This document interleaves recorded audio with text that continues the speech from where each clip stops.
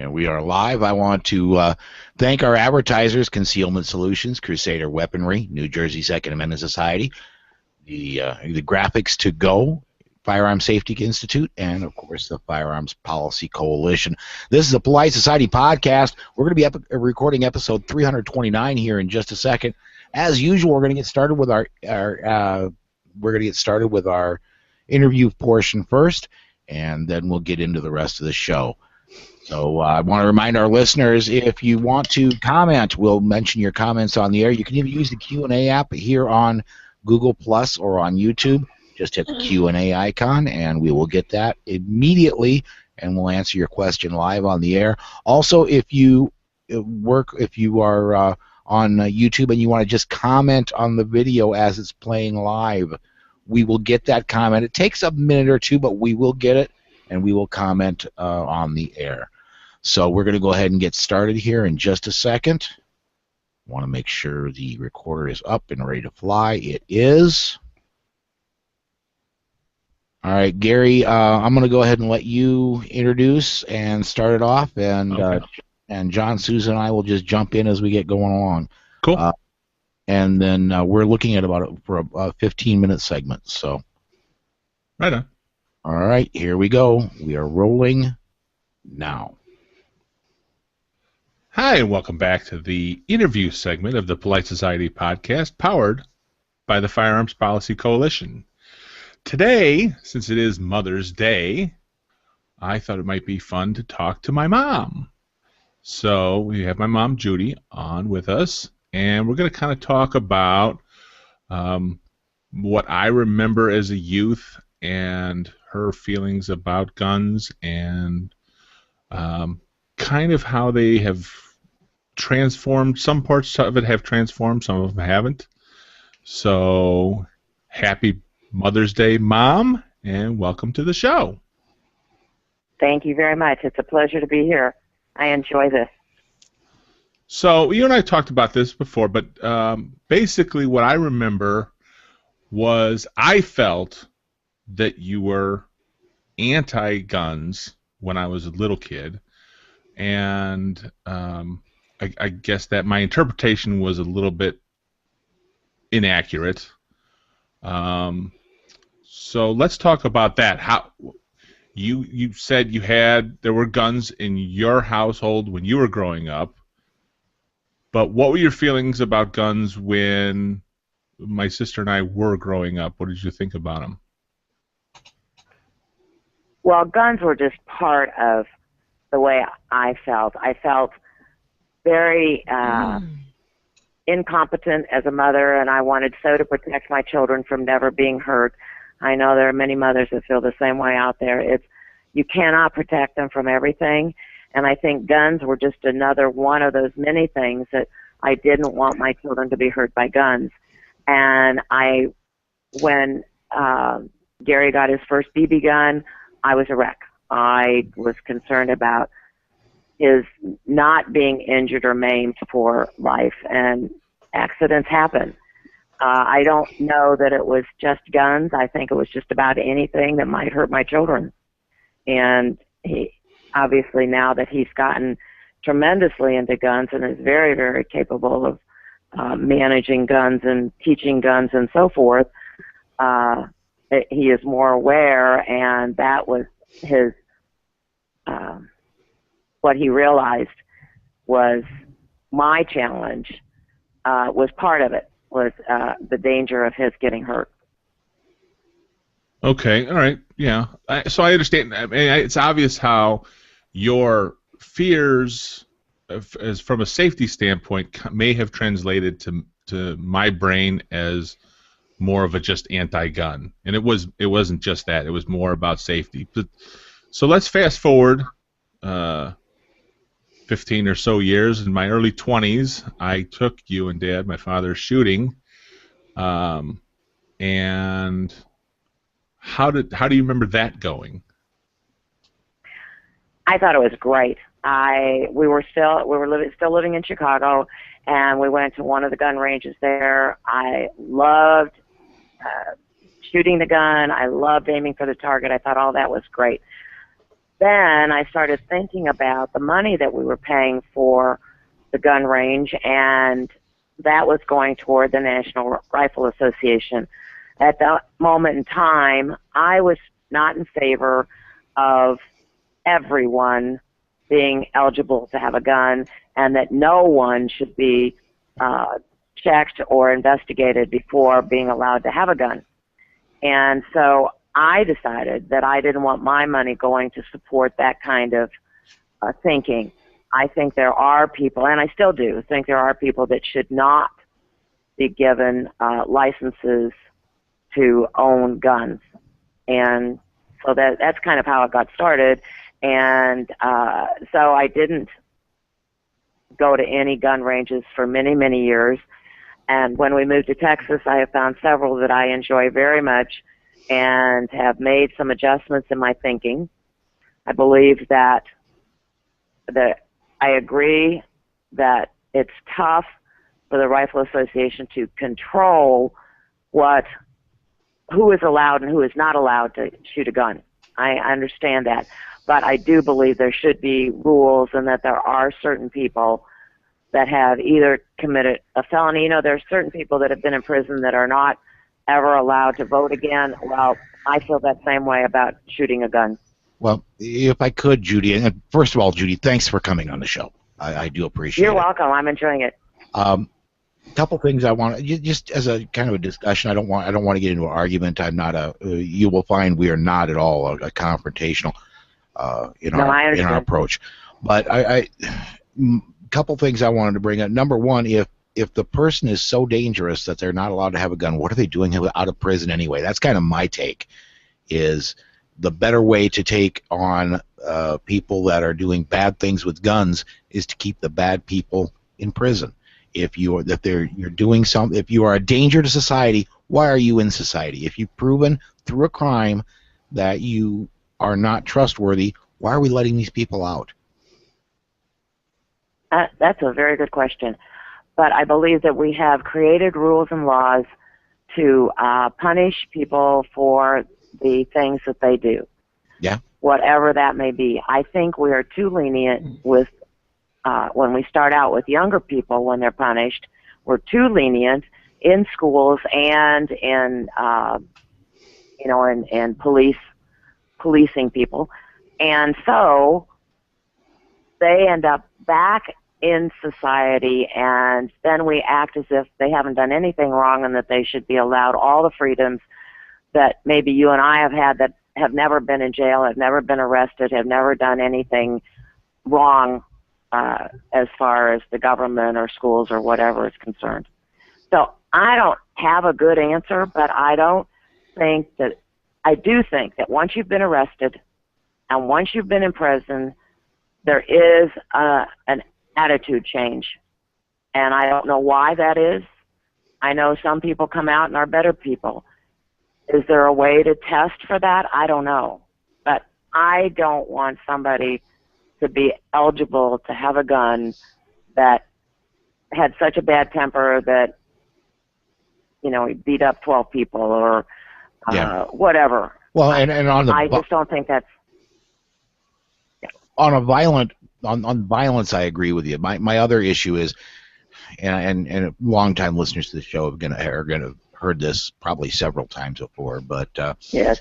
The other issue I have is almost everything is a felony anymore. Here in my home state of South Dakota, you can write a check if let's just say a young mother, single mother, writes a check for $250 for $500 for rent.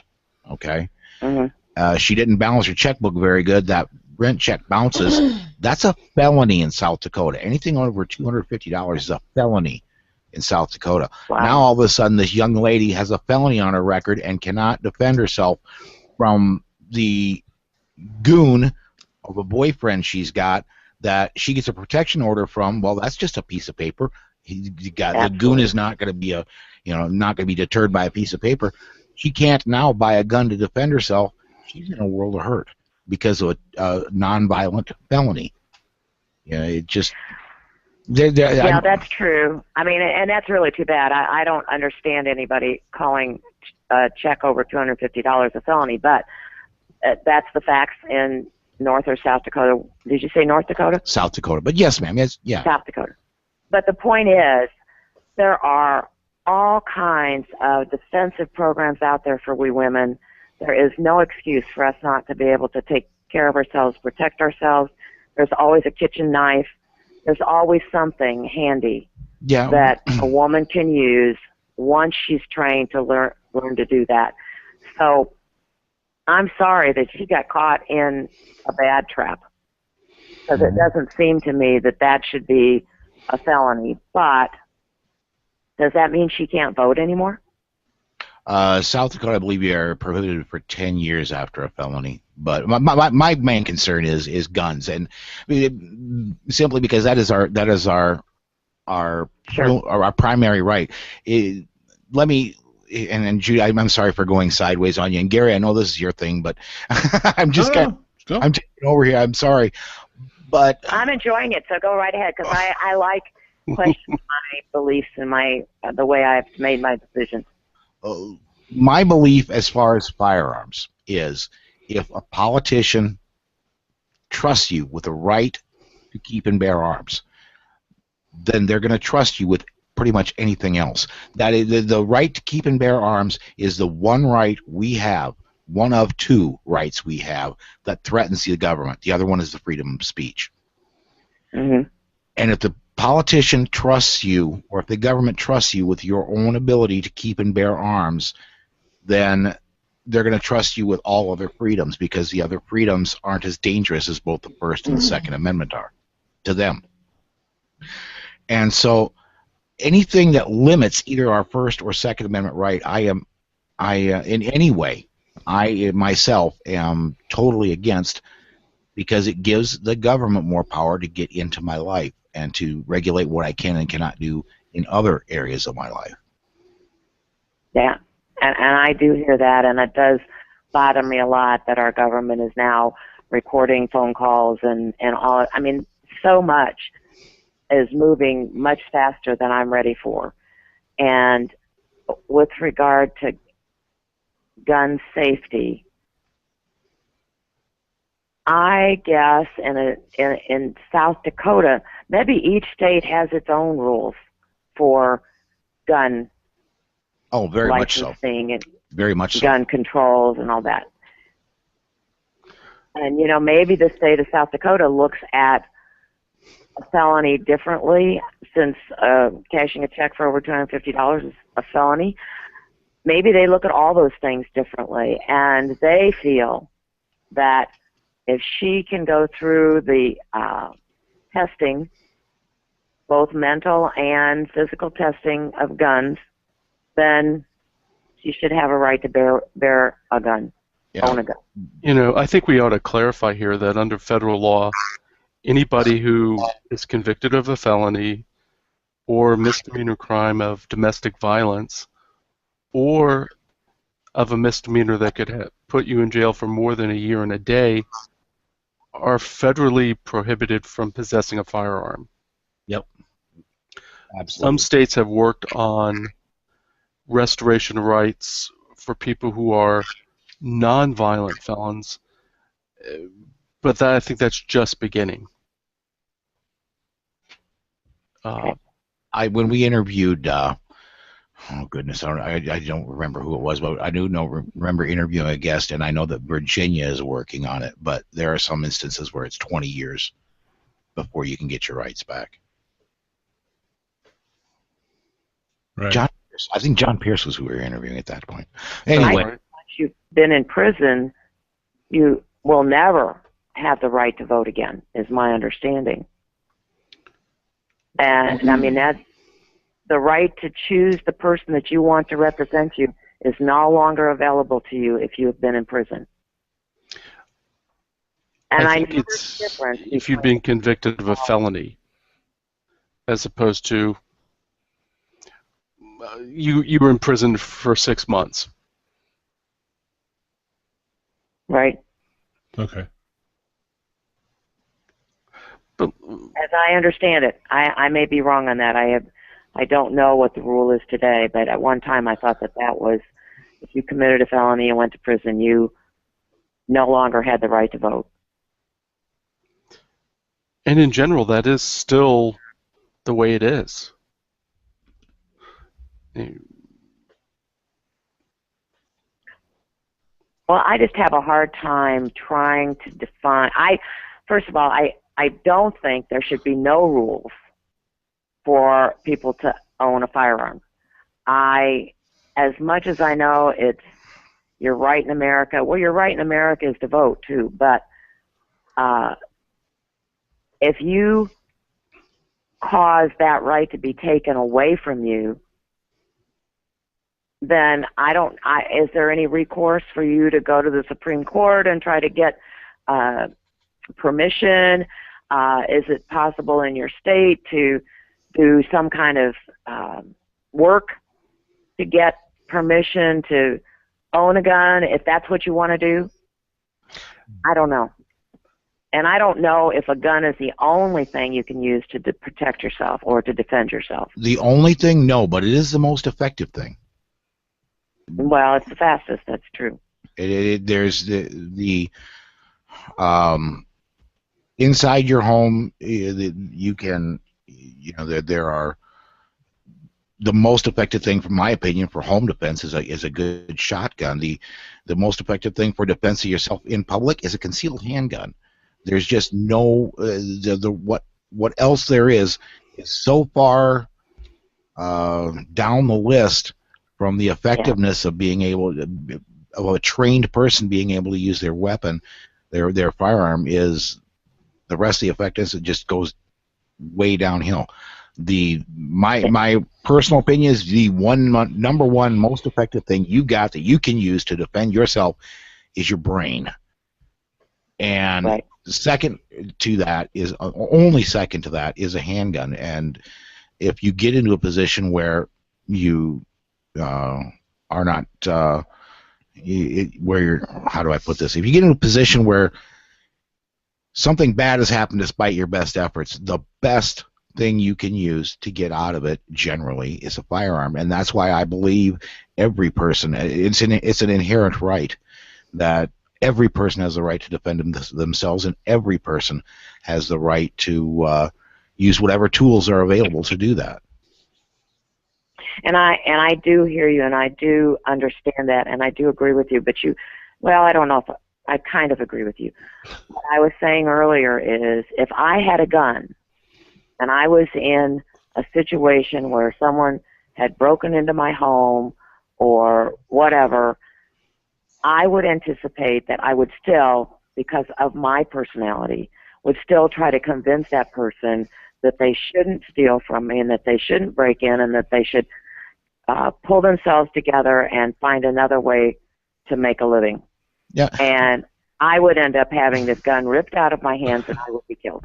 No, I'm going to disagree with you. That's the way I see it. I disagree with you a little bit, because yes. If somebody is breaking into my house, somebody breaking into your house is a very violent thing. And believe me, if you're, I can understand what you're saying. There are two things that'll help you with that: training, and I happen to know a trainer, Gary, somebody that does a great job with training. He's a wonderful trainer. I worked with him. But training will help you with that. Second thing is if somebody's coming at you with the intent to do you bodily harm, I very much believe that if you've got training, that your automatic reactions would take over. And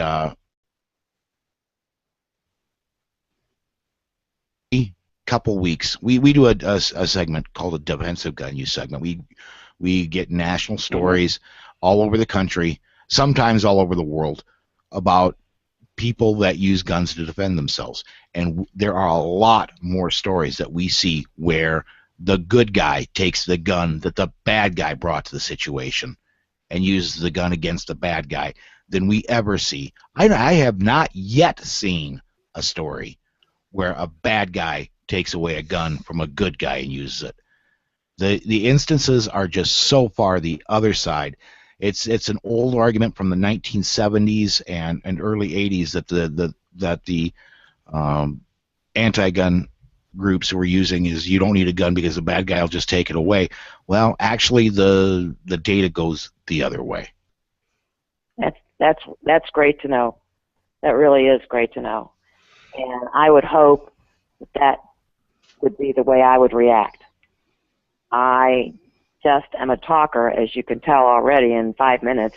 I would want to convince somebody to turn their life around, and that's where my struggle would be. But I'm glad to know that what I believe is not true. Well, you are a mom. You want kids to do right. You don't want to have to punish them if you don't have to. That's right.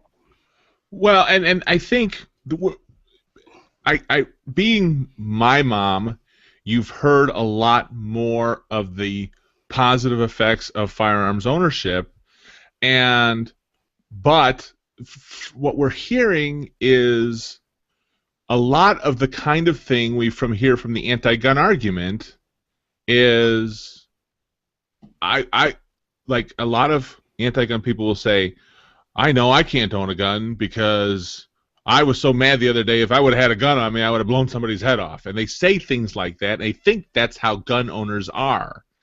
And we're not saying that we think you should own a gun. We're saying we think you should have the right to choose to own a gun if that's the way you wish to defend yourself. And that's really the fight. The fight is not that we think that there should be laws that says every household has to have a gun in it. We certainly don't think that. There are people who are not capable of the responsibility necessary to own a gun. There are people that aren't capable of responsibility to drive a car, but we still let them. So what we're saying is that we want everybody to have the right, and knowing that you're a responsible person, if you chose to buy a gun for your personal protection in your home or outside of your home, that you would get the proper training. And that's what we really hope, is that everybody who owns a firearm gets the proper training so that they can be safe in their handling, so they don't injure a loved one or someone around them, and also be safe in the handling if they ever have to use it in a self-defense situation, that they do use it properly so that they don't get themselves in a situation where they could get hurt. But what we're saying is that the more people that we have that believe, have this mindset, and the big book by Dr. John Lott, More Guns, Less Crime, the slogan of this show, Armed Society is a Polite Society. Those are the kind of things that we believe, is that if the statistics show that 4 out of every 10 of your neighbors are firearms owners and they have guns in their home, that you're automatically living in a safer neighborhood, because the criminals don't go places where they are have a higher concern of running into armed resistance. So the fact that you choose not to have one in your home is not the point. It's the right to choose, but the fact that a bunch of your neighbors do makes your overall society safer. Well, I agree, and I agree with that. I would like to see a way for society to, is it judge, is it test, is it train to use them properly, not just allow anybody to go out and buy a gun, but be trained to have, like we have to have at least a driver's license, even though some people don't do a very good job on the testing and they still get it. At least there's some kind of licensing to evaluate whether you're capable. Well, there's a good analogy right there, because right now it's a law in all 50 states that you must have insurance on your vehicle to drive it on a public road. All 50 states have that law. Right now, as we speak, 1 out of 5 drivers on the road are uninsured. Right. So the people aren't following the law there. Any laws that go up. What makes me think, right? I'm sorry? I just said, so what makes me think that Right. they would follow the law just because they have, Right. I hear you. I agree. So, and I hate to do this to you, but we are running up on break, and we need to jump to break here. So everybody, we will be right back. We've got our DGU segment coming up, and we'll get to that right after this. Thank you, guys. I enjoyed it. Thank And you. happy Mother's Day. Thank you very much. Bye now. Thanks, Mom. Awesome job. Did you hang up? Yep. Okay. And I just want to, yep. Because we're going to get that bloop bloop, and I wanted to make sure that wasn't. I didn't realize your parents lived in Texas. I'm not sure why I didn't. Yeah, you made a trip down there. Well, it wasn't that long ago you made a trip down to Texas, right, Gary? Christmas, I usually. Yeah, Christmas, yeah. You went down to that, Country Club. yeah, country club. Yeah, that was cool. Now, this is going to be a little embarrassing, but I do need to ask. Your mom's last name is Doherty, right? Yeah. Or Yeah. when I put it on the title of the show. Yes, yes. And that's spelled Doherty, right? Not even close. Dorty? Not even close.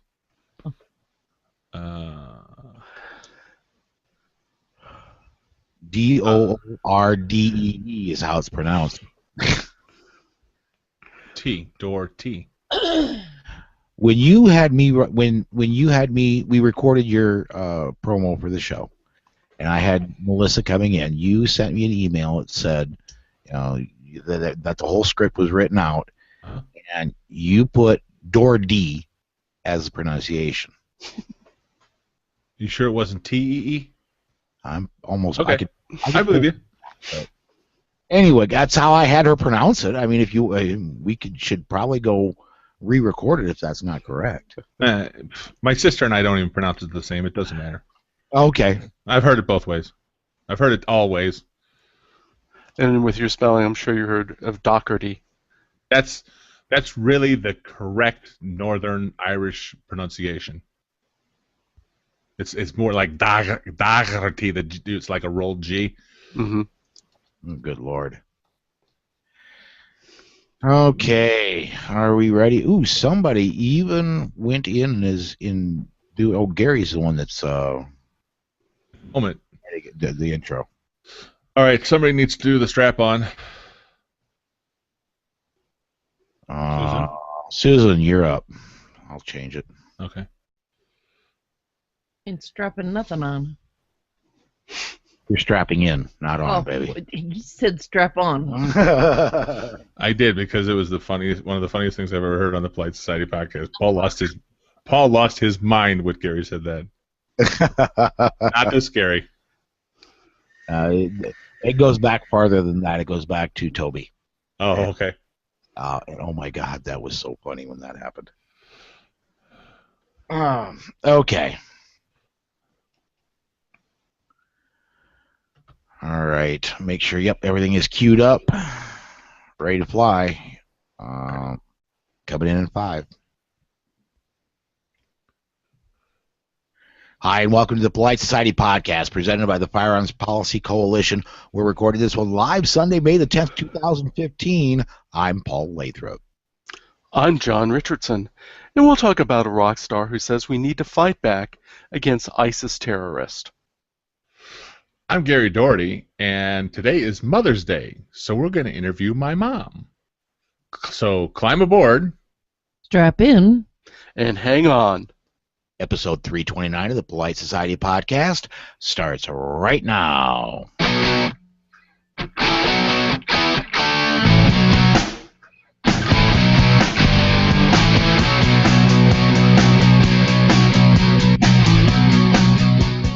All right, let's get at it. This is a personal news segment of the show. Gary, you're up first, man. What's been up with you since last week? Went and picked up the new AR. Have not gotten to shoot it. Just got it. This is that lightweight one you ordered? No, this was it's a Smith & Wesson M&P 15 Sport. I think it's about average weight, right, John? 6.5 pounds, about average. Yeah, 6.5 to 7 pounds. Yeah. Yeah. Very expertly packaged, built, constructed, put together. They just Smith & Wesson does a good job.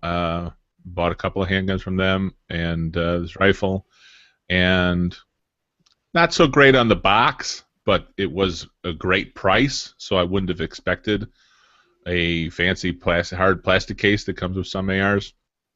It was a foam padded box, which was very nice, but cardboard. So I ordered a case also. Got to handle a little bit, dry fire, if you will. Looking forward to getting out this week into the range. Now, Thursday, a friend of mine invited me to an event called Illinois Concealed Carry, What HR Needs to Know. And this was put on by an attorney. Her name was Sanal Shah, and I looked her up before going, and she was part of the Obama-Biden transition team. So I was expecting a certain attitude going into this meeting, and was not surprised. But did you medicate with your blood pressure patient? Well, of course. I really prepared. I talked to Frank Fiamingo about having the conversation without having the argument, I guess would be the best way to put it. That was a nice conversation. I talked to another friend. And it was one-sided. And it's when she initially asked for people to raise hands, there was about 50 or so people at a local university here. 50 or so people, they were mostly HR professionals, asked who wants to allow concealed carry in your business. I was the only person to raise my hand. Now, not really a business owner per se, where I have employees that come to work, but I figured somebody had to raise their hand. If nobody was going to do it, that wouldn't do any good. And she goes, well, that's one more than I expected, she said. Anyway, the great thing about it was to be a minority on this issue and watch the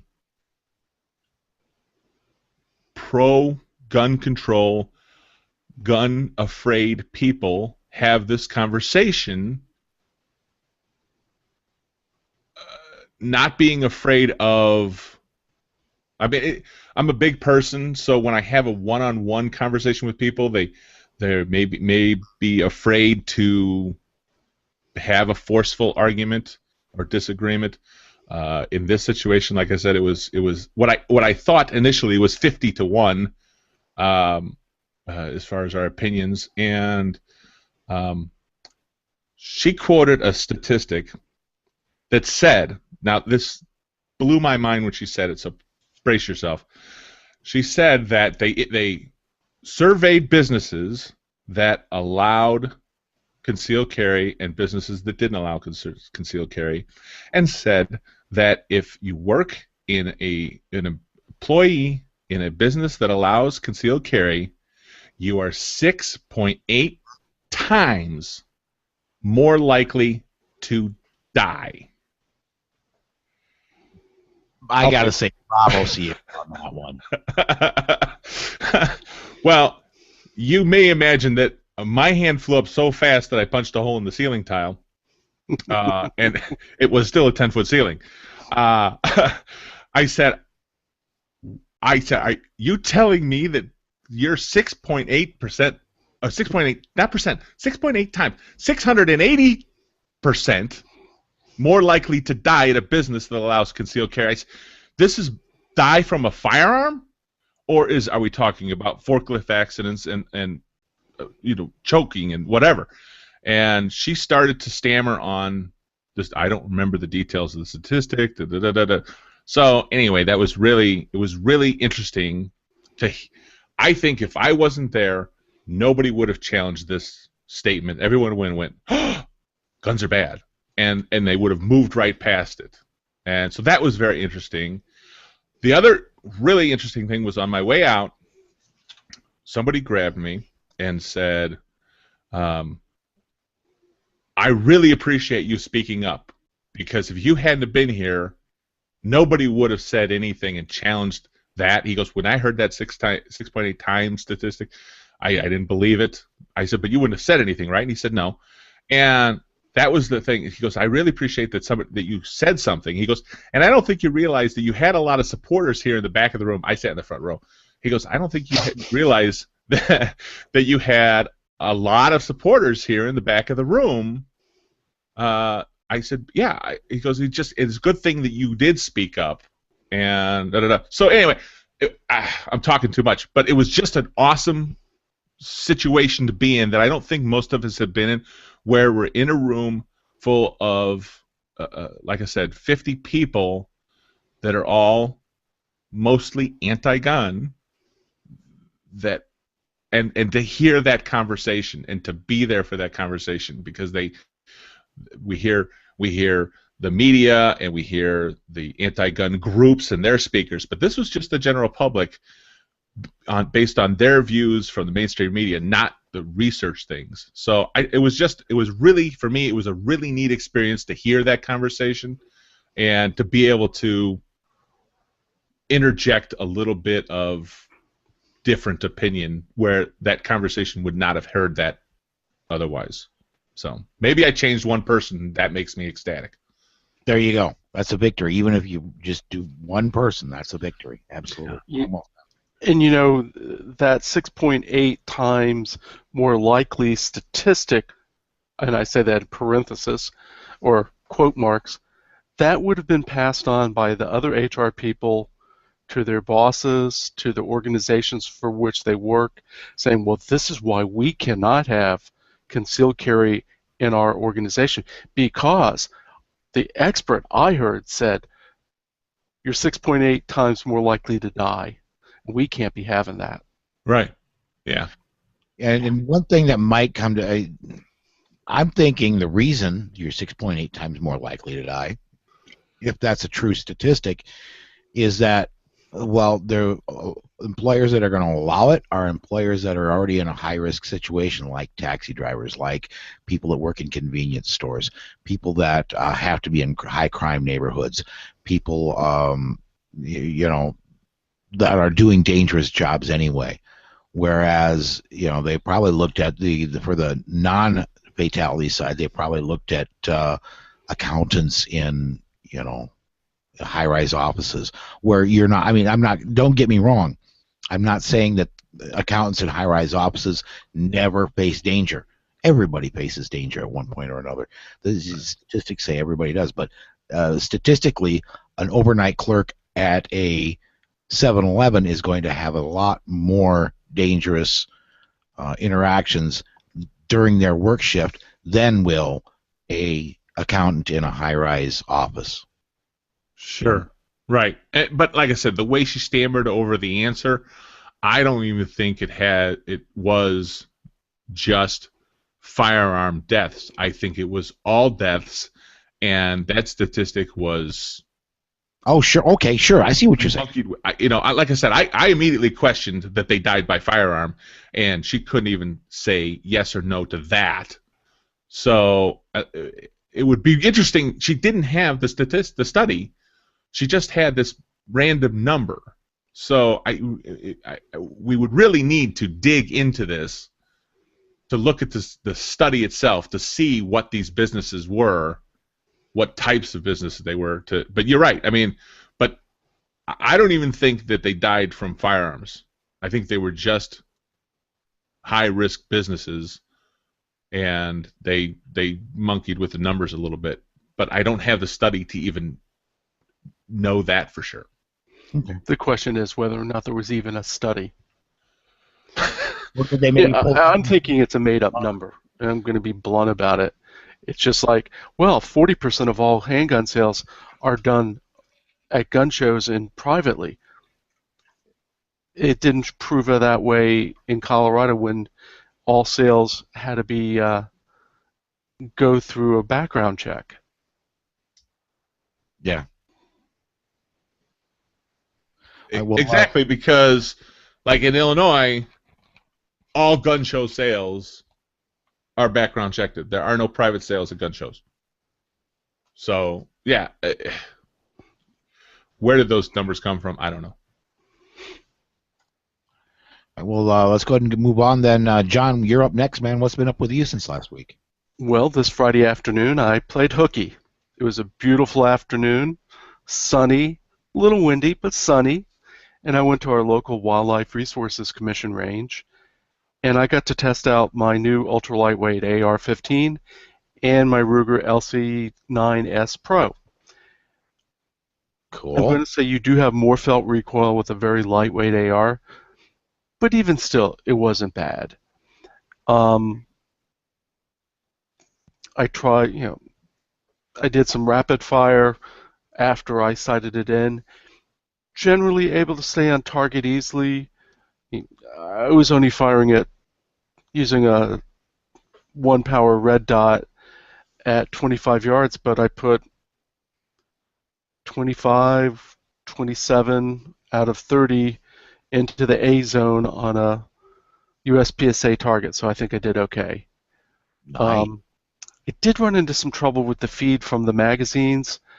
PMags were generally fine, but I was having trouble getting the first round of feed with GI-type mags, and that might be just a magazine issue. And it might be I just need to fire the firearm more. After the first round would feed, no more trouble.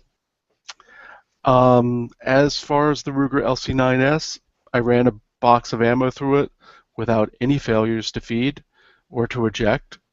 I still have more to go before, there's the general rule of 200 rounds without a failure to eject or a failure to feed before you can reliably consider it a good carry gun. Mm-hmm. I've got 3 more boxes to go. I wasn't shooting for accuracy, but reliability, so I'll have to leave how accurate it is until a later report. Charlie Foxtrot wanted an in-depth report, so that I'll have to do more later. I will say I do love the trigger. It's a very nice trigger. I think they got it once they moved from the LC9 to the LC9S. I think they really improved Ruger really improved the trigger a lot. So, and a small firearm, you're going to have to work a little harder than you would with a full-size firearm to be accurate, I think, just because of size and controlling something that's small. Right. And so that was my Friday. I had a darn good time.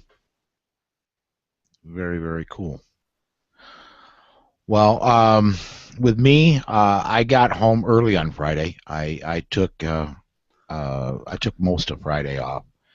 We have next week coming up Beyond Concealed Carry Enhanced with Bob Main and Ben Branham, and I went out and started getting all the stuff I need to get done for next weekend done on Friday.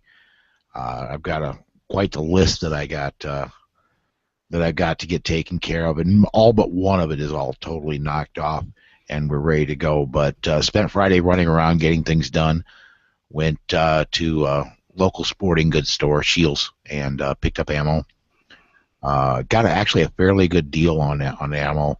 500 rounds with the ammo box, and I think it came to, with tax and everything, $212, including tax and everything. And they even threw in a free hat for me, which is kind of cool. Went to the hardware store and picked up lumber and all kinds of stuff to build target stands. And this is all before I got home.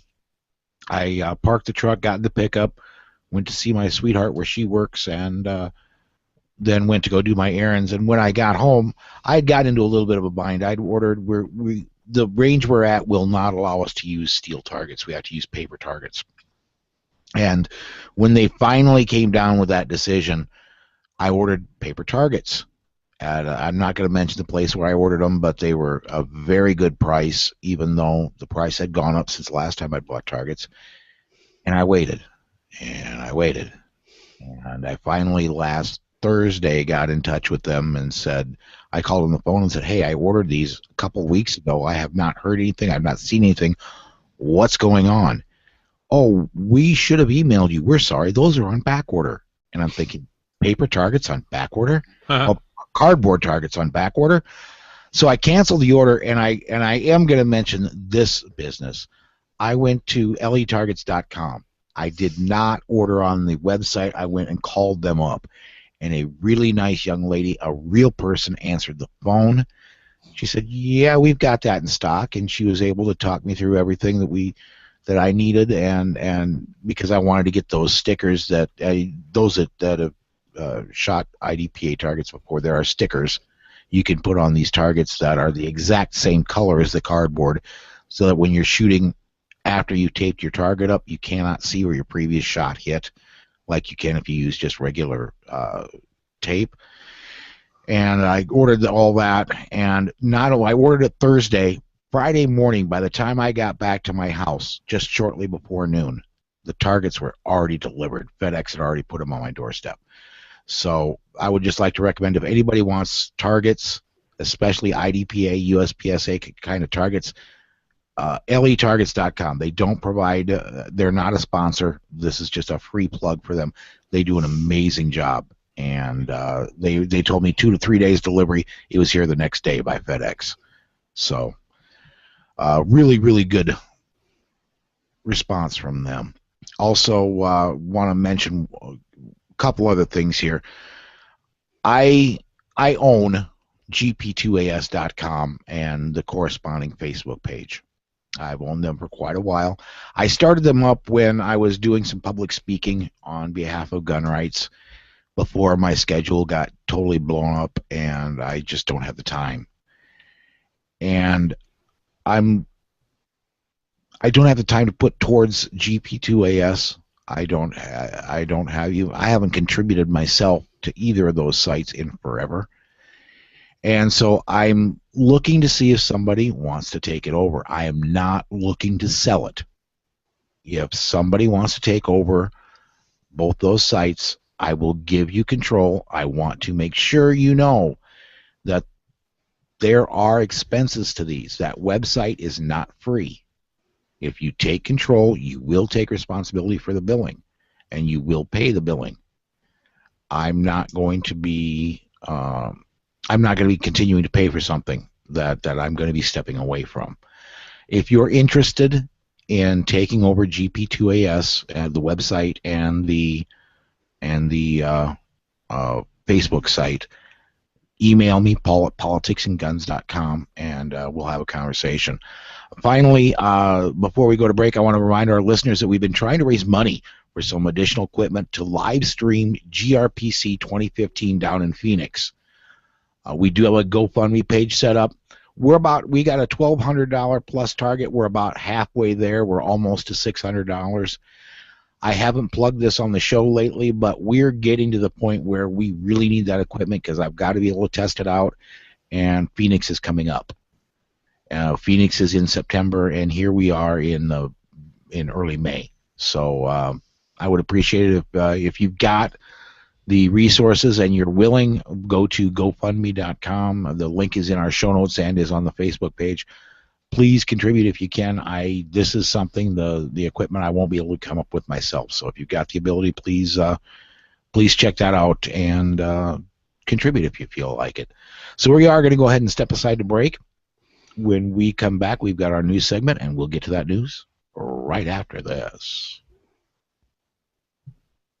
Okay, we're clear. All right. News. Are you ready, sweetheart? You've been sitting over there so quietly. Yes. Okay. I'm sorry. I'm sorry. I didn't mean to go so long on that. I should have written it up instead of freeball it, but it was really so exciting for me that I just had trouble containing myself on it. It was like I said, it was anti-gun people, but it was really a fascinating conversation. Cool. And no, believe me, if I had the, how do I put this? If I had the feeling I needed to move you along, I would have moved you along. Okay. So, All right. I'm just saying it was really cool. all right. News segment. At least the first news segment. Here we go. John, you want to bring us in? Throw to Susan. Sure. All right, and we are rolling. Hi, and welcome to the news segment of the Polite Society podcast, powered by the Firearms Policy Coalition. Susan, what's our first story? Us old farts now have one more reason to like Pete Townsend, guitarist of the long-running supergroup, The Who. On the eve of The Who's 50th anniversary tour, Rolling Stone asked Townsend about the threat of Islamic radicals. The rock star related, "I do think it's very we keep our ammunition ready. I do feel there is nothing to worry about as long as we're willing to do whatever we need to do to protect ourselves. Whether it comes to our door in a Charlie Hebdo scenario or in a 9/11 scenario, we need to keep calm and to honor our own sense of values and justice and law and the way that we want to live." Townsend also called HuffPost's Ariana Huffington a dim-witted woman. It's obvious that Pete Townsend won't get fooled again. Playing along on the song, I wonder if his shotgun will sing the song. Yeah. I'm kind of surprised at the number of really pro Second Amendment musicians are out there. What was it? The guitarist for Aerosmith is a huge. Joe Perry, yeah. He is a huge advocate for our rights. Of course, the group Madison Rising is all about. That's one of the topics of the songs they've written. But there are some guy named Nugent. Yeah, I think something that was like his that. name. Yeah. Well, I understood that Eric Clapton has quite a shotgun collection. And wasn't that I haven't listened to new country music in a long time, since about the late 90s. But there is Susan, you're going to have to help me on this. Do you know the name of there was some country music young guy that got a huge tattoo. Brantley Gilbert. Yeah, all across his back, pro Second Amendment tattoo. Got 2 guns and the Second Amendment tattooed on his back.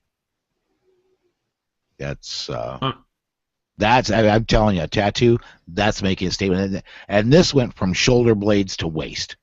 Wow. His entire back was covered. That's a commitment right there. Oh, yeah. A federal judge has thrown out the Second Amendment Foundation's lawsuit challenging Washington's Bloomberg-inspired universal registration scheme. I-594 is a poorly written law designed to confuse the law-abiding and potentially criminalize the everyday use of firearms.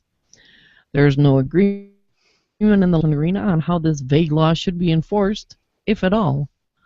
The George W. appointed judge did quite a few legal pirouettes in declaring that the plaintiffs had no standing. The plaintiffs were denied standing as they were not being prosecuted or at immediate risk of prosecution.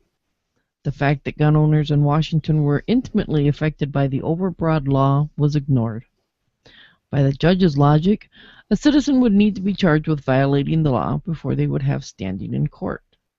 Alan Gottlieb of the Second Amendment Foundation appeal.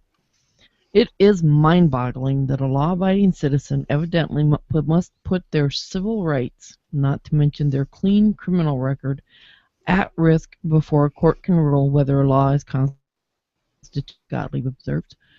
Because the state used to prosecute violators does not diminish the constitutional threat of this law. This is 2015, not the Dark Ages, he stressed.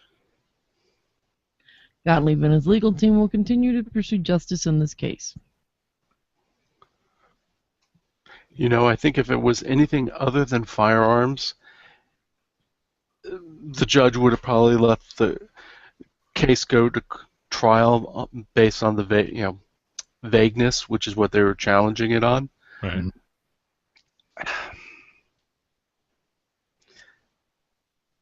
Yeah. Let's leave it at that.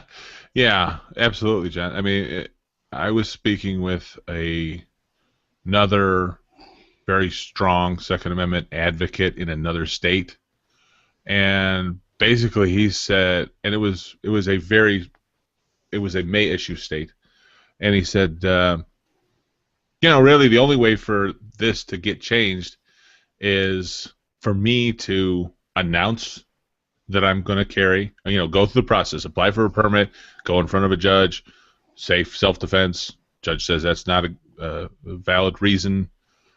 Then announce that I'm still going to carry, and then get arrested, and then take that case as far as it can go, which would end up at a minimum federal court, if not Supreme. And he basically said, I'm an old guy. I just don't want to do that. Yeah. And, it takes a heck of a commitment to, like you said, put your clean criminal record at risk to get this case heard by the right people. And this is another example, but it's just a shame that the judges didn't allow it to go through as is, as opposed to waiting till someone gets arrested and goes through the mess that is just being arrested, which I can only imagine must be horrible. Yeah, I would imagine, yeah. And I have no doubt that the SAF is not even close to done with this. Not in their home state. Yeah. No. And what was that, the old saying? And I believe it's either, I think Rob would be great. I wish he could be on with us today. But one of his fondest sayings is, the SAF, if you absolutely, positively need to sue every person in the room overnight. They, Alan Gottlieb, are not done with this one, and I'm fairly confident that we're going to hear more about this going forward. Yeah. I mean, yeah, they're both. I've said it before in this show. I've said it in other places. Two very, very smart gentlemen who are not just spouting off about the Second Amendment. They are making extremely intelligent arguments on all different levels. And if you have a limited budget, but this is really important to you, that would be a very good place, a very effective place to put your money.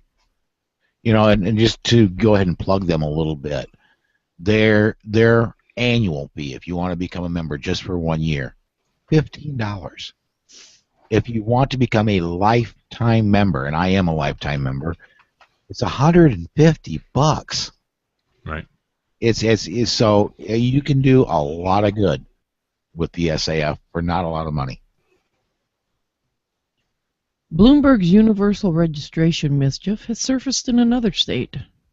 Oregon's SB 941, largely based on the anti-gun Colorado and Washington laws, has passed both legislative houses and is now on Governor Kate Brown's desk. Signature of the hard-left governor is certain, probably only being delayed to arrange the celebratory press event. It is expected that the Oregon bill will create the same uncertainty and confusion that Bloomberg inflicted on Colorado and Washington. The reaction is also likely to be the same, with lawsuits, protests, recalls, and a political shift towards the right. Join the resistance. That was a very dangerous one for you to read, because I heard something that was almost there. Almost. But it's a family show. Well, I looked at who voted for the bill and who voted against it, and then just looking at the Oregon legislatures, the Senate and the House, I was just kind of blown away by how white they are. Really? There is one African American in the state Senate. She's a Republican. There's one African American in the state House. He's a Democrat.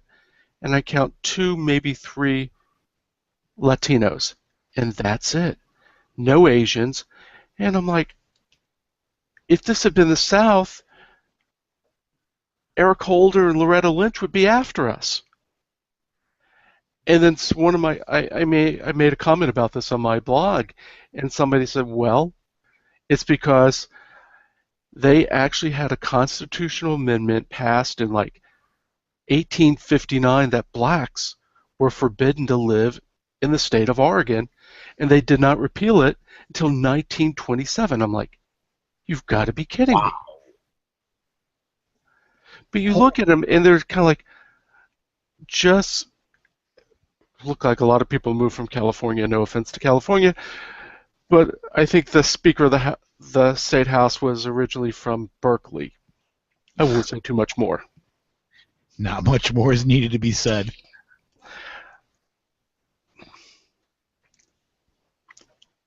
It just seemed really unusual, and that's why I'm bringing it up.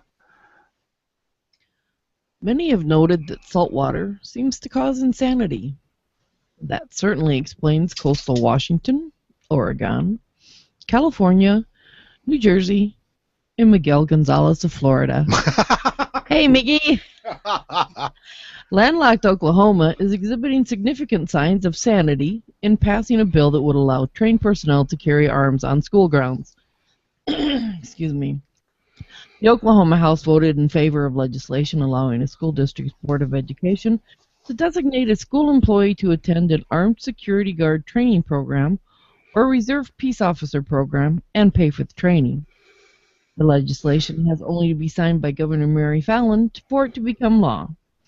The governor has not indicated if she will sign the bill, but she's previously backed gun rights expansion in the state.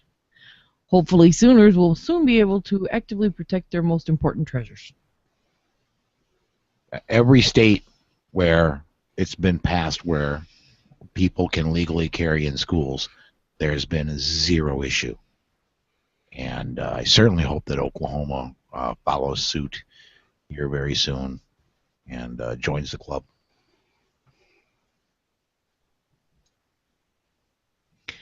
Constitutional carry is rapidly gaining momentum. South Carolina's House recently passed a bill on its second reading allowing permitless carry by the margin of 90 to 18. The bill is likely to pass a third reading and then go before the state Senate where it will face challenges. Governor Nikki Haley has said that she would sign a constitutional carry bill, so she would presumably sign a partial reform such as this one. This bill is not constitutional carry, as it does not allow open carry. South Carolina is only one of only 6 states that prohibit open carry. A powerful Republican Senate committee chair has said that open carry personally offends him. We urge all South Carolinians to tune up this curmudgeon and immediately contact their other political representatives in support of this bill. Tune him up, huh? Tune him up. Living as I do on the border of South Carolina, and 2 out of our 3 TV stations are from South Carolina, I hadn't been paying too much attention to this, but Nikki Haley has been very good about gun rights in general. There is some old guard that she has been fighting, especially in the state Senate, which is now Republican, that just doesn't want to change. So, you know, I'm kind of surprised. She is she's not anywhere close to being considered for a presidential run, and I'm somewhat surprised. She would, I think, do well. I think she would.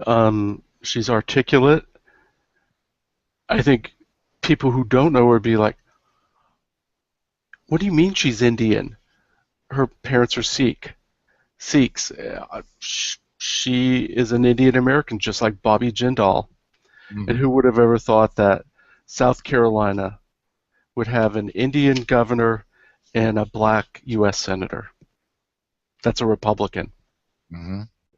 Now, I will say they do have a lot, even if this thing goes through, they do have a lot of work to do on their gun laws. North Carolina, South Carolina, you're talking huge differences in gun laws. And basically, I can boil it down to this.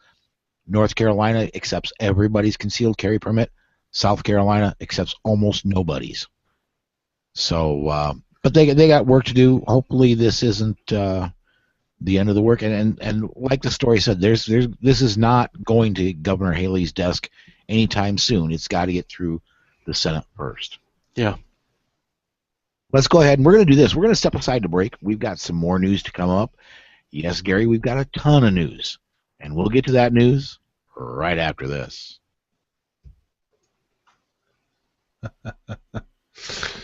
You print it out and weigh it. Yes, very much so.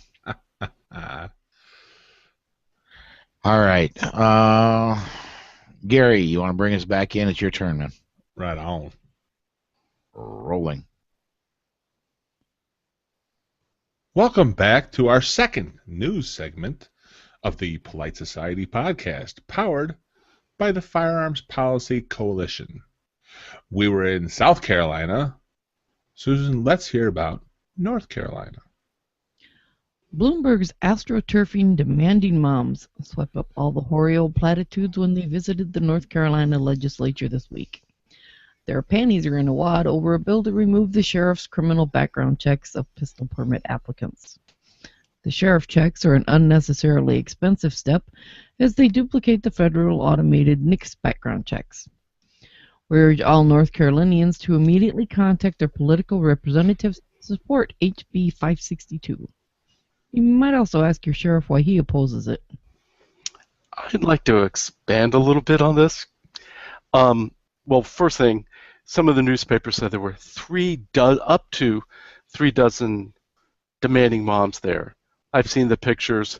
I count 12 at the most. Wow. But They got almost half the people that went to the NRA show to show up there then, huh? that's right. But I'd like to talk a little bit more about the pistol purchase permit system. It was put into place in 1919 with a wink and a nod. It was designed to keep undesirables from obtaining handguns. In 1919 North Carolina, that meant blacks, union organizers, populists, Yankee carpetbaggers, and the like. The ATF accepts our pistol purchase permits as a substitute for the NICS check. So with the permit, you could buy any pistol, shotgun, rifle, it doesn't matter.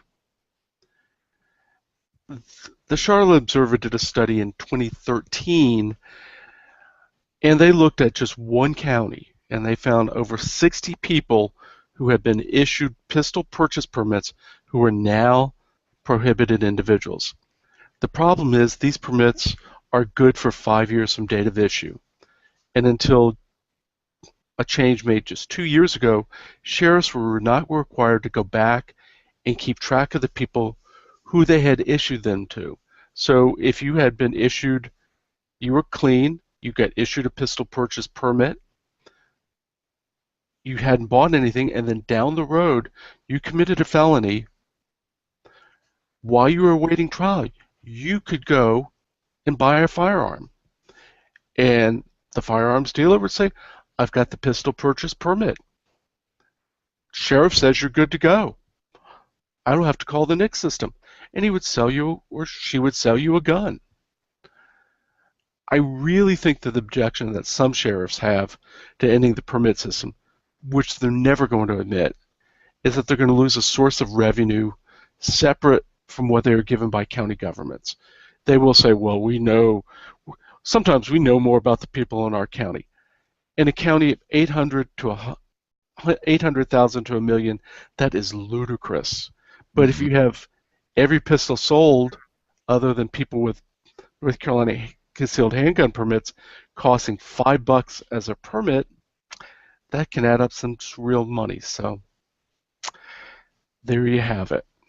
So it's $5 for the permit to purchase, right? Yep. It's not a permit to possess, it's just to purchase. And it does include private sales. That's just think about that for a second here. That's you're looking at a lot of money. That's holy cow. Well, and despite the fact that, like you said, the NICS check does the same thing, and I don't know about you, but I didn't pay for my NICS check the last time I went out and bought a brand new firearm. Exactly. For a variety of telling reasons, the ability to print out firearms using common 3D printers and everyday materials has frightened the government. With his Liberator, Cody Wilson has designed an all-plastic gun that could be made in a 3D printer. Within days of its internet release, the Obama State Department claimed a violation of the International Traffic in Arms regulations and ordered the plans removed from the website. Now the government has seized ownership of the Liberator. Irony much? This week, the Second Amendment Foundation has filed a lawsuit against the government, charging the violation of Wilson's First, Second, and Fifth Amendment rights. The government is engaging in behavior that denies Wilson's due process. The SAF is compelled to file the action because the bureaucracy is evidently playing games, and it's time for these agencies to behave. SAF also wants to publish the information about three-dimensional printing of firearms on its website as educational material for its 650,000 members, supporters, and general public. Wilson's goal was to invalidate the government's unconstitutional hold on gun technology. Alan Gottlieb of the SAF contends the right to keep and bear arms includes the ability to acquire or create arms. John Lott, president of the Crime Prevention Research Center, states that 3D printers mean an end to any gun control. The government is not going to be able to ban magazines for guns or ban guns themselves, and the notions of background checks would be even more impossible to do. I understand why government wants to regulate this, but it's too late. Technology moves faster than government. We wish them Godspeed. I want to step back, and for those that may be a little bit new to the gun culture, what's the Liberator? The Liberator, besides being the name of this 3D printed firearm, it was used in World War II. It was a single-shot 45 caliber that was dropped into France. That was used by the resistance. What the idea was, you'd get one shot out of this 45, you'd take out a German soldier, and you would take their weapon, thereby liberating it. And yeah, it's kind of ironic that the government comes out against the Liberator. You know, when it was still available on the internet, and there were a number of gun blogs that actually hosted it, and then they took it down. I've got my copy. I mean, once it's on the internet, yeah, it's forever. It's gone. I mean, I have a copy. I'll never have a 3D printer, but I have the program.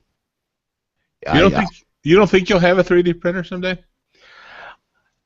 I'm not sure if I would buy one, but you know, I saw one at Sam's Club of all places within the last 3 to 4 months for about $1,500. You can, at the UPS store here in Sioux Falls, they have 3D printers set up. You go in, you plug in what you want, and it'll print, and you just pay for what you printed. Wow. What would they say if you're over there printing a gun? $25, please. Yeah. Maybe I'll have to ask Matt about that when I go over to our UPS store. The manager at the UPS store here in town does listen to the show. So, Matt, if you're listening, I'll be in a couple days to talk to you about that. Yeah. Well, $1,500. They're still a little bit on the high side, but I've seen them under $1,000.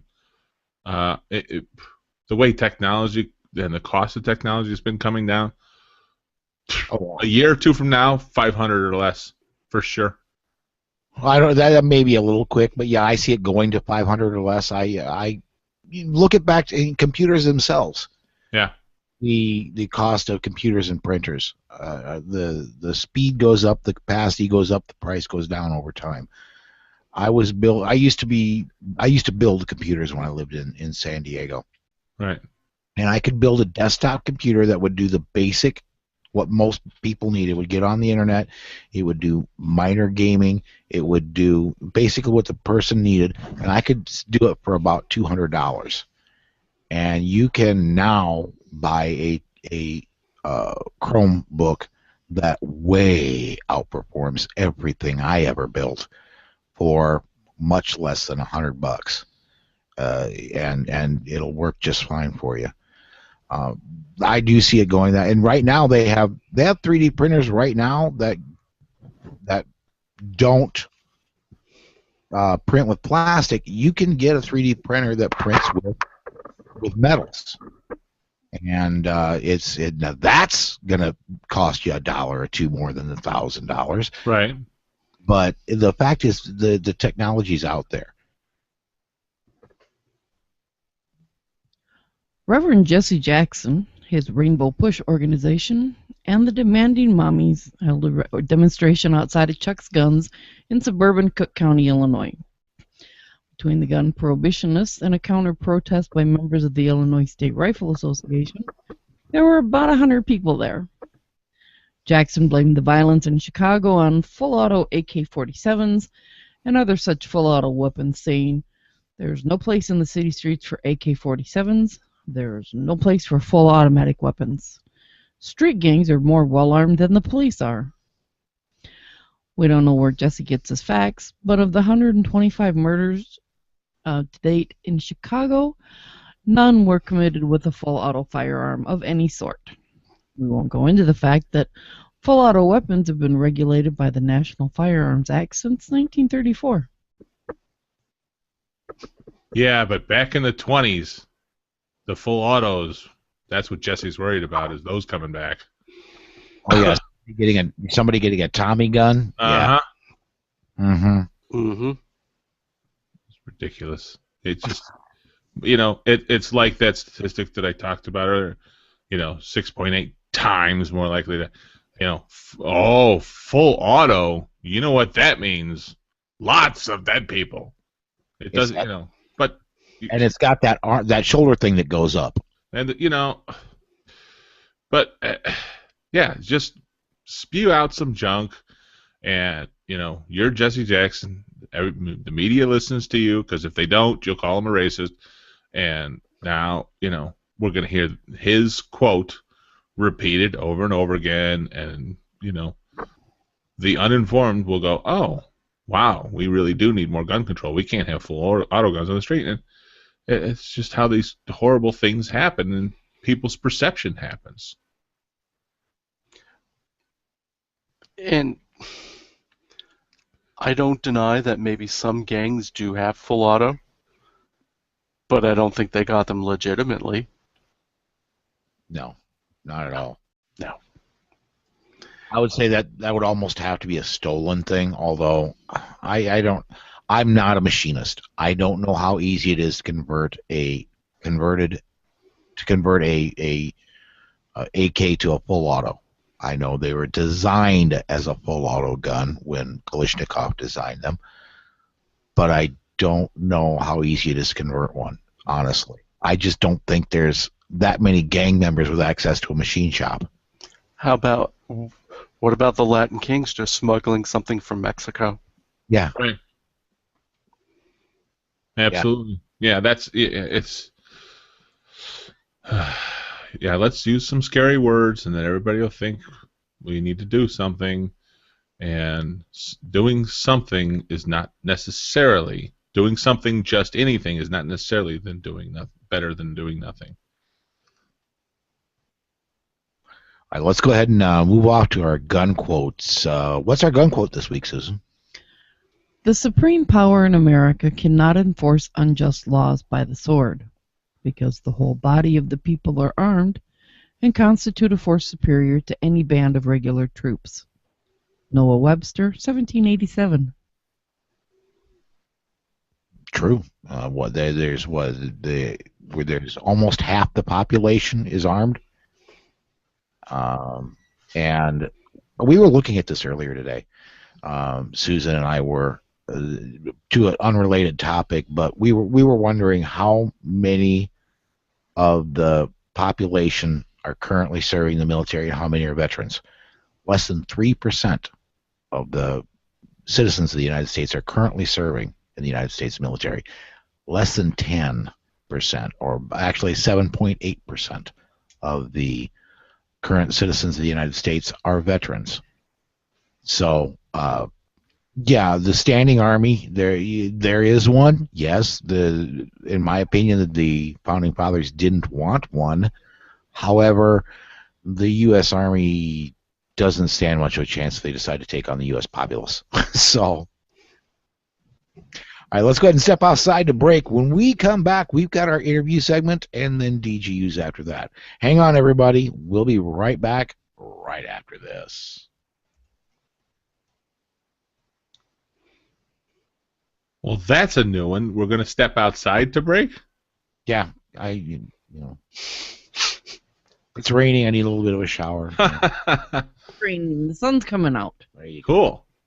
At least for a couple hours till the next batch comes through. Yeah. We're going to do 2 DGU segments because I think the first story is going to take up a good amount of a segment. Yeah. So I think it's my turn to bring us back in. Here we go. Hey, and welcome back to the Polite Society Podcast, powered by the Firearms Policy Coalition.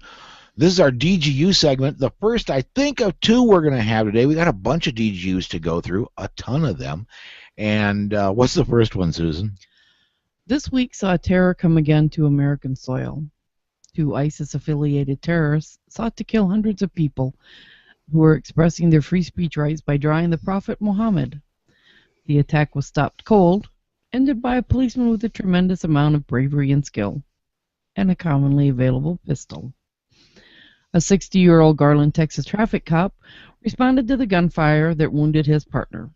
From the available reports, he advanced into their rifles, wounding one terrorist, killing the second, and then shot the first one again as he reached for a backpack, possibly containing explosives. Details are still sketchy at this time, but in overhead pictures it's possible to see the trail of shell casings left as the policeman took the fight to the terrorists. There are lessons aplenty in this incident. It appears now that the dead were not directly sponsored by any foreign terror organization. That is not the good news it may seem. The 2 were radicalized through social media, choosing to achieve ISIS's ends on their own. ISIS-infected malcontents could appear anywhere across the U.S. in large individual numbers. With ISIS training camps a few miles from the deliberately open southern border, better arms and training could easily be provided to enhance the skills of those sorry individuals. ISIS boasts that they have 71 soldiers in 15 different states, with targets in 5. By chance or design, those 5 states are amongst the most gun restrictive. Concealed carry would be limited there, along with other defensive advantages of the gun culture. Several commentators have noted how much the Garland situation looked like an IPSC stage. Could Texas's vibrant gun culture have contributed to the success of the gentleman? Would an anti-gun environment have hurt? We know which way we would bet. Garland is very much an everyman's triumph. An aging traffic cop, armed with a common Glock, defeated 2 armed and armored terrorists. He's the very definition of the heroes in our Don't Torque Off the Old People series. The skills and equipment to make a difference are well within the grasp of the common man and woman. All of us will need to take them in hand. We need to get armed, frequently train, practice, carry everywhere, and stay alert. There is no telling where we will be when the balloon goes up the next time. Yeah, there's a popular internet meme going around, something to the effect of, the France had their Charlie Hebdo, and this is what happened when it happens down in Texas. Well, I want to grant Cunningham had a great blog post that centered on that, basically saying Charlie Hebdo and what happened down in Garland, Texas have nothing to do with each other, simply because Charlie Hebdo, that was a magazine that was during normal business hours, open all the time. What happened in Garland, Texas was a one-time event. Well, possibly going to happen again, but it was a defined start time, a defined end time, and it was easy to set up the defense of that event and the people inside. And so this is, while it's a good thing that, and I applaud this officer, there was one injury outside the terrace that happened during this. One officer was shot in the leg. Despite having body armor on, the two terrorists were shot dead. And the terrorists had AKs, obviously not a ton of training, because AK is going to go through most body armor. Certainly the body armor carried by your average policeman on the beat is not ballistically going to stop a rifle round of the 30 caliber variety that the AK fires. And so they got one injury and they got killed. Good thing that it happened. However, as I posted myself on Facebook, folks, this is a perfect opportunity. Take heart, get training. You don't know where this is going to happen again. Be aware of your situation, get training so that you can be the hero if there isn't a policeman right around. You know, there was a rumor, and it probably is just that, a rumor that this police officer was a USPSA Grand Master. In other places I've read that about the Garland, Texas Police Department, that they just had really good, solid, firearms training. I'm just glad he was there when he was there. Yeah. And let's not guaranteed one headshot from the first terrorist that died. Not quite so sure about the second terrorist. He could have been wounded with a shot to the leg or the pelvis, and then he went for his backpack. But this was at least one headshot, a high-stress environment at a range of 30-plus feet. I'm glad that the officer had the training he had. An armed citizen acted to save a police officer being beaten by a dangerous criminal. During a foot chase of a home robbery suspect, the policeman had his baton taken and used against him. The officer was hit on the head as many as 12 times, causing a large gash. Into that desperate situation stepped a citizen, who shouted at the thief to stop. The citizen backed up his demand with a drawn gun. The suspect and his confederate were placed under arrest. The downed officer was taken to the local hospital. He was later released and is expected to make a full recovery. We certainly commend the civic-minded civilian hero for his actions and bravery.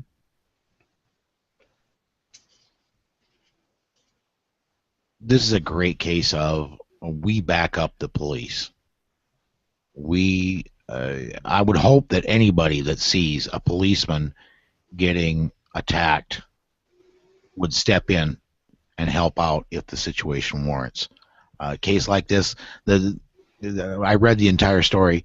There are two perps being chased by two policemen, a rookie and a veteran. The two perps split, go different directions. Of course, they split. Well, the cops split. They each go chasing after a different one.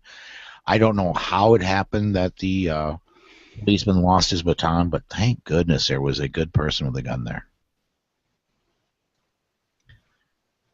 In a suburb of Boulder, Colorado, a home invader ignored a really big clue and paid for his inattention. Roberto Zamora, 19, was stalking the well-to-do neighborhood at night. Several homeowners had already called 911 about his attempts to break into their homes.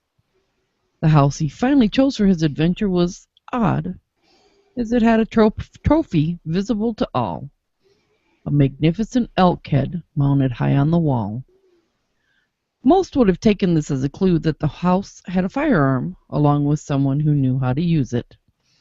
Most robbers would have shied away. Not this criminal. Zamora made his intentions clear by trying to break in a rear window. The homeowner armed himself while his wife added to the 911 calls to the cops. Zamora reversed his attack and burst through the glass front door. The victim was knocked to the ground.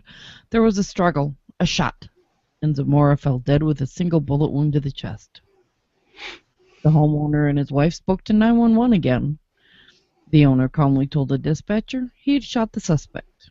Everything's fine. You just need to get the cops here. The victim held on to his gun until told to put it down by the 911 dispatcher. When the cops finally arrived, the owner told them he shot because he feared for his life. The Boulder District Attorney's Office will determine if the shooting falls under Colorado's Castle Doctrine, dismissively referred to as the Make My Day law by much of the local media. Even in this upscale neighborhood, the cops arrived a lifetime too late. When they did finally arrive, they were simply historians, armed for their own protection. The homeowner's decision to arm himself probably, saved him and his wife from serious injury or death at the hands of a seemingly unstable intruder.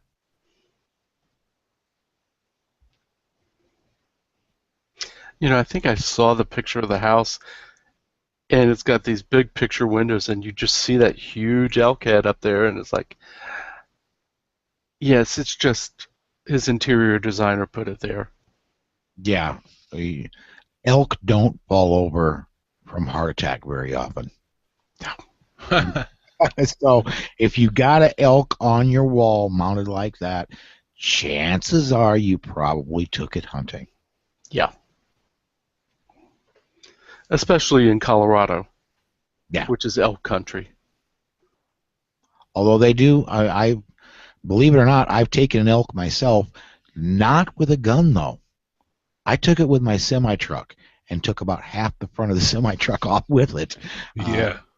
I hit an elk outside of Hot Springs, South Dakota, and for those of you that are drivers, and we do have a lot of them, the antlers of the elk were tall enough. They hit the A-pillar, which is the bar on your car or my semi. It's the bar that extends from the base of the windshield up to above the door.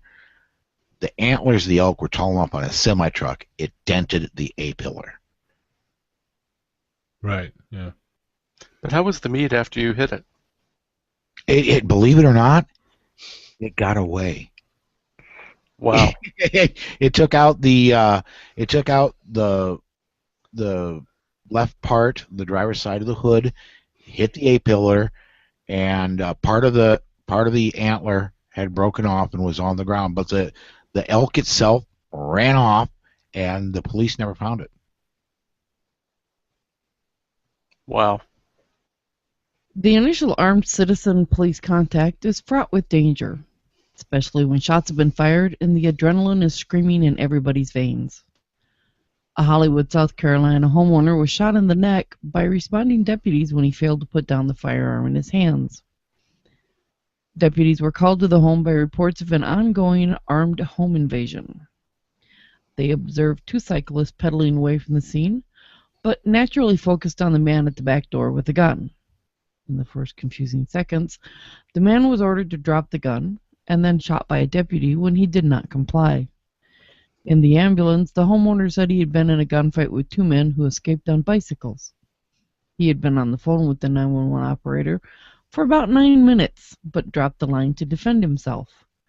Another 911 call from a woman reported shots fired. One of the cyclists has been caught and charged with first-degree burglary and attempted murder. The homeowner has been operated on, but his condition is not known at this time. What is known is that in the chaotic situation that is a self-defense shooting, it's important to realize that the cops cannot know what is going on or who the players actually are. It is absolutely essential that the victim not appear threatening. The police orders are to be followed immediately. Plan accordingly. I have heard this DGU reported on one of our local stations, and the family's upset, etc. But if I remember correctly, the homeowner that was shot actually was saying to the cops when they did respond, like, it wasn't your fault. I should have put the gun down. Yeah. Everybody's seen shows like Cops. Everybody's seen video on YouTube. When police get there, when they respond to shots fired, it's no joke. They are loud, they are screaming, and you can just pretty much bet if they show up and they're going to be screaming one thing or another, even if they're screaming different things, one of them is going to be put the gun down. Yeah. More likely it's going to be drop the gun. Every gun made since about I don't even know when, but almost every gun made now has a drop safety. Folks, you can drop a fully loaded gun and nothing bad happens. I would strongly encourage you, if somebody's yelling at you, drop the gun with an authoritative tone. It's probably in your best interest to just drop the gun. Didn't we have one last week? The wife and her estranged husband, and the wife got shot because she didn't put the shotgun down. Yes, that was last week. Yeah. Back in January, we covered a shooting in a Waffle House restaurant. At the time, it wasn't certain whether the man who defended himself would be charged. After a thorough review, the Florida State's Attorney's Office announced this week that they will not charge Gerard Williams in the case.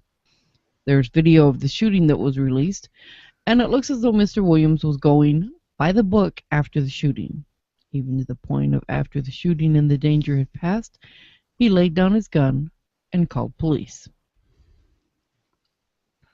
I put this one in the show notes, and I want to take a little bit of time talking about this one. Please, everybody, go look at the video. There are two people. It looks to be one Hispanic and one black person sitting at the counter at a Waffle House. For those of you who are not from the South, Waffle Houses are small, open diners. You can see almost everything that goes on from anywhere in the restaurant. You walk in, generally there's a counter that faces where the waitress's workstation and faces into the kitchen. There's, as I said, a black man and a Hispanic man sitting there having dinner, and it appears they may be conversing with each other. There's no audio in this video. Then four people come in and go to a table off to the side. Now, most Waffle Houses, you're looking at maybe 50 feet maximum space from one wall to the other. You can see one white guy takes his shirt off, and it looks like there's a good amount of alcohol been consumed there, and gestures are made, and the black person, the African American, however you want to put it, and the Hispanic look like they're getting up to leave. One person walks up to the Hispanic and basically almost forcibly shakes the Hispanic's hand, tries to do it with the black person. The black person is backing up, and shirtless walks out the door, turns around, races in, and tries attacking the black guy. The black guy pulls out from an appendix carry position a legally carried gun, fires, and shirtless runs back out the door. My understanding is shirtless died. But this, it looks to me to be a good, what I want, the reason I'm going so much into this is this guy felt something's not right here. This guy felt this could go south, and he was standing. He kept everybody in front of him. Despite it looked like one guy was trying to turn him around so he couldn't see what was going on. He backed up. This is if there's a textbook self-defense, please go check our show notes. Check this video. I believe this is it. Finally, in another one of our continuing Don't Talk Off the Old Person series, we have the heartwarming story of an older gentleman doing his part to help educate the youth of America. A 95-year-old Manchester, New Hampshire resident saw a young man eyeing him in the local pharmacy. The observant old guy wasn't too shocked when the thug tried to rob him in the neighboring credit union parking lot. The thief made repeated grabs for the wallet kept in his zippered pocket. That wallet was precious to the victim. It contained a credit card, his license, and his grandchildren's pictures. To him, that was worth fighting for.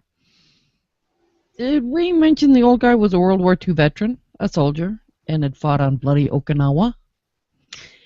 He wasn't very aggressive, but I was, Arthur Kimberis remembers. I probably hurt him a little. Indeed, the thug got tuned up several times with Arthur's metal walking cane, taking 3 or 4 thumps to the shoulder. A passerby finally intervened, saving the feckless thief from additional embarrassment. He's still on the run, but the police have an excellent surveillance photo of the punk. After all that he's endured, old guy Arthur isn't taking any more chances. My .357 Magnum will be with me all the time. A note to thieves thinking about preying on the greatest generation. It's dangerous to talk off the old guy. Yeah. No matter which theater they served in World War II, somebody that served in World War II has seen a lot more horrific things than some young punk trying to lift their wallet. Yeah. Well, I do want to remind everybody, we do post each of our news and DGU segments up at PoliteSocietyPodcast.com. Please take a minute and share them with a friend. Also, we do post up segments of the show now, so if you want to, like the interview from last week, if you want to post just the DGU segment, if you want to share that with somebody, you can certainly do that. So we're going to go ahead and step aside here. When we come back, we've got email to talk about, and we'll get to that right after this. Sounded like somebody was trying to start to say something. Did I step on somebody's toes? Mm-mm. Not mine. No big deal. Okay. I would tell you if it was. Seriously. Okay. Okay. All right, here we go. I'll bring us in this last time as well. Hey, and welcome back to the email segment of the Polite Society Podcast, powered by the Firearms Policy Coalition. Once again this week, we didn't get any email. Well, Anthony Lacafo sent us in a couple of stories, but didn't get a lot of email. We did get a comment on the website that I wanted to share, though. Susan, could you read that off? This letter is from Mark Hookham. He left this comment on our latest episode. Thank you for all you do.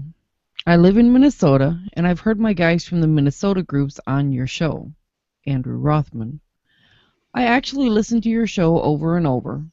Don't take this wrong. I listen to your show as I drift off to sleep because I almost feel I know you people, and you're just comforting. I also listen at least once at work to make sure I catch the whole podcast in full, to make sure I hear everything you said. Thank you all. Well, thank you, Mark. I got to admit that's not the first person that I've heard say that they fall asleep while listening to our show. I don't know whether to take that as a compliment or, God, you're boring. But it's a compliment. It's a total compliment. I used to do it. And I do it myself. I mentioned that I listen to a lot of science and physics and space podcasts. And that's what I fall asleep to every night when I'm on the road. Is I listen to science-related podcasts. Yeah. I find myself when I do listen to program podcasts, I get so fired up that I don't think I could fall asleep. But but yeah, thanks, Mark, for the email and sweet dreams, dude. Yeah, it's difficult because you are drifting off, and so you're going to miss stuff. What I would used to do is I'd set the timer for half an hour so it would shut off instead of keep playing through all of my podcasts or whatever. And so I only had to seek out within that 30-minute period from where it stopped to 30 minutes behind that to figure out what story I was on when I dozed off or drifted off or stopped paying attention, and then I just back it up in the morning, and when I sat at my desk to do my work or whatever, I was right back into it. So it's not that uncommon or that difficult to still not miss anything. So I think that's a good idea. Yeah, I do the same thing with my science podcasts. I set it, actually, what I do is I set it for the end of the episode because I will listen during the day as I drive down the road as well. And I don't mind.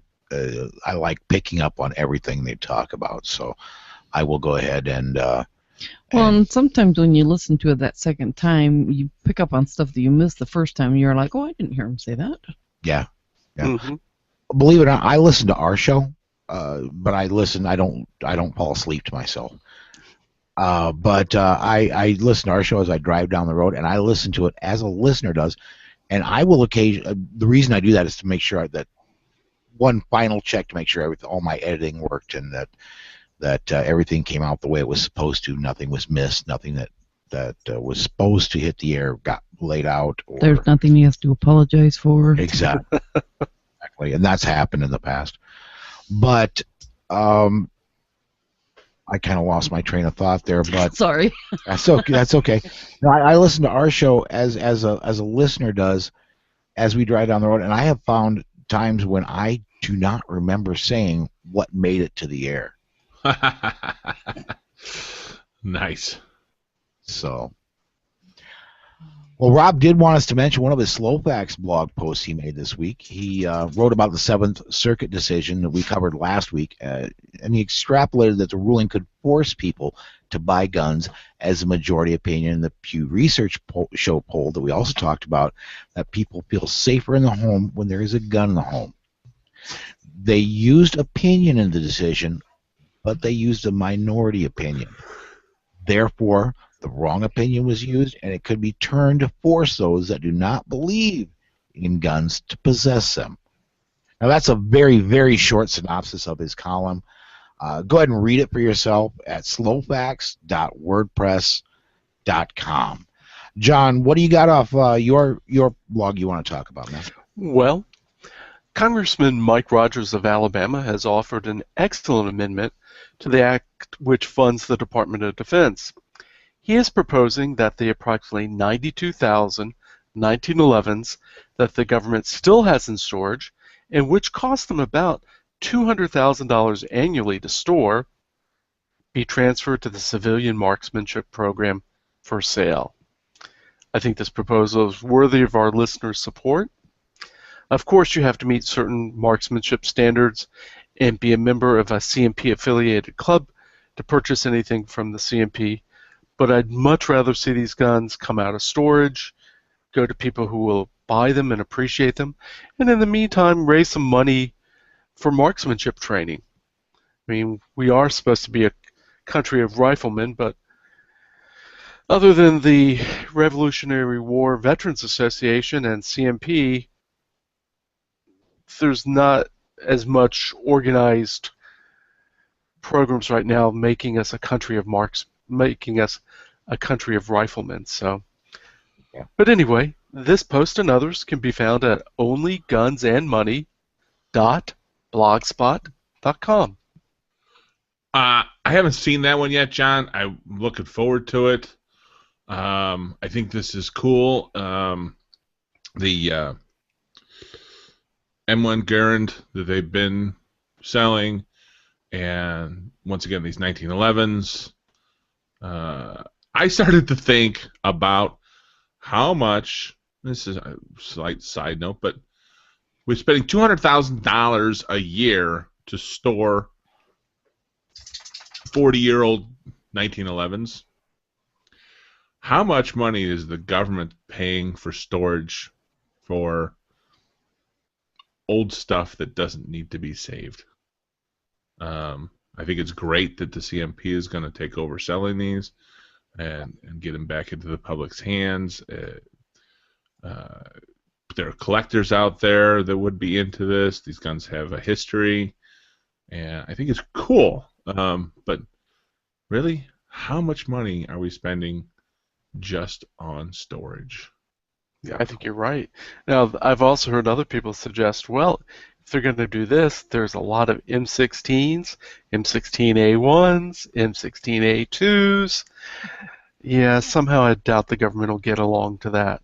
But Congressman Rogers is actually on the House Armed Services Committee, and his amendment was passed in committee, and it will go to the floor of the entire House of Representatives sometime later this month. So there's a good chance, at least, that it could get out of the House and go to the Senate. Yeah. And I would like to point out, if you are like the Revolutionary War Veterans Association, or if you're a member of a CMP club, if you buy something off CMP, it gets delivered to your door. The government mails it to you. You don't have to go through the whole thing of getting the forms filled out at your local gun shop, getting it transferred there, all this. No, it gets mailed to you. Now, I can already hear Canadians saying, but we get that already. Yeah, well, we don't. So, yeah, folks, look into it, and it's been a while since we've really plugged the good folks that are doing the Appleseeds. If you go through Appleseed, I think there's a way. I think you have to go through. You have to go through two of them? I'm not sure, but you can become eligible for CMP purchases by going through the Appleseed program. And the Appleseed, they're just doing great work anyway. So. Yeah, let me just point out real quick that is 100% true with the rifles from CMP. If these 1911s do, and it looks like they will, those will have to be shipped to an FFL. They will not be direct to the public. Okay. Well, regardless, I mean, you're still not looking at the government is doing the shipping. So I was looking at one point of buying a handgun from Mickey, believe it or not, Miguel Gonzalez. And what would have to happen for me to buy a handgun from Miggy was he would have to overnight ship the thing. And it added a lot, more than I was willing to pay for the particular handgun we were talking about. And so he ended up selling it a different way. But with the CMP, they would just ship it to the FFL. There's not that overnight requirement, and so it's going to save you. In my case, the gun we were looking at, over $90. So, huh? Yeah. Well, we do also, before we go, I want to thank Charlie Foxtrot. He writes up our news stories and our DGUs. Even though you do not hear him on the air, that's his choice. He is a huge part of what you get to hear. So go ahead and go to his blog, Not One More Gun Law. And I do think that, and let me do one more thing. And this just entered my mind because we were talking about it pre-show. We may be, this is not a definite thing, we may be going to move to start to sell T-shirts again. If you would, and this is something, I'm not going to say we're doing it, I'm not going to say we're not doing it. If you would be willing to buy a T-shirt for about $20, please email Susan at politicsandguns.com. If we get enough of a response, we'll look into making a run of T-shirts. However, T-shirts are not cheap, and I'm not going to be sitting on it. Those of you that have been around for a while know the Gun Rights Radio Network. Mark Vanderberg put that together. It ran for a long time. One of the things they did is they got into T-shirts. And Mark Vanderberg ate hundreds and hundreds and hundreds of dollars worth of T-shirts. Not quite 1,000, but not far from it. I can't do that. So if we would like to maybe do it. If you would be interested, please email Susan at politicsandguns.com. And if we get enough interest, we'll put together something where we really will sell some T-shirts and probably end up doing a lot like the Canadians do. We'll sell the T-shirts first, and once we get enough orders and people pay for them, then we'll have the run made. But we first need to know if there would be an interest in doing it. So that does wrap up this episode of the Polite Society Podcast. I'd like to thank Judy Doherty for joining us. And now, I'm not quite certain. Gary, if there is a show, you'll be there next week, right? That is true, sir. Okay. I am not going to be here next week. I'm going through Bob Main and Ben Branham's class. Susan is not going to be there. She's going to be out at the range with us. Rob may or may not be here. John, you're not going to be here, right? I have a family reunion, and it's one they hold every year, but I think with some of the elderly members of the family, if I don't go, I may not see them except at their funerals. So we're going to go, so I won't be here. Yeah. So of the group, we don't know if there's going to be a show next week or not, for sure. I do know definitely in 2 weeks there's going to be a show because I'm going to have a ton of audio coming from that training class. Cool. And we'll be doing that. So, is that class, just you mentioned it, is it sold out? Or were there any last-minute cancellations if somebody's thinking about making a last-minute run? I've heard there is a cancellation. I do not know exactly. I know there's at least one seat, but I do not know for sure how many seats there are available. If somebody wants in, though, man, you got to be fast. We're looking at 1 week from right now. We've wrapped the class. So if you want to get it, you got to get it fast.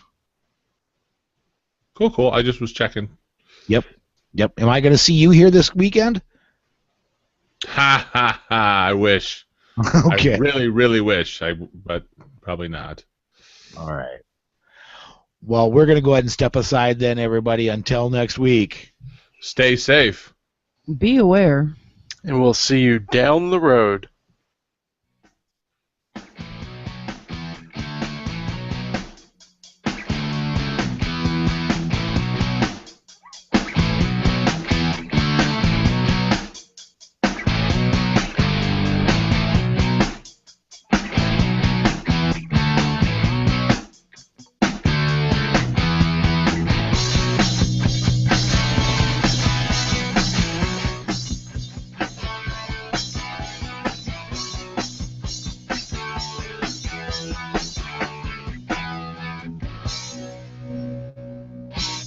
The views and opinions on the show you just heard are those of the host and the guest and are not necessarily the views of any sponsors or other affiliations. But hey, not everyone is as smart as we are. All righty, for our live viewers, I want to again encourage everybody, please go visit our sponsors, Concealment Solutions. I got to get back to the show notes. It's a good thing we got sponsors that I have to go to the show notes. We got enough that I have to go to the show notes to read them off. Concealment Solutions, Crusader Weaponry, New Jersey Second Men's Society, Graphics to Go, the Firearms Safety Institute, and the Firearms Policy Coalition. As we said, we don't know if there's going to be a show next Sunday. Maybe, may not be. Definitely, though, 2 weeks from today, May 24th, there's going to be a show. We'll be doing it from here. Tune in then, and we'll see you then, folks.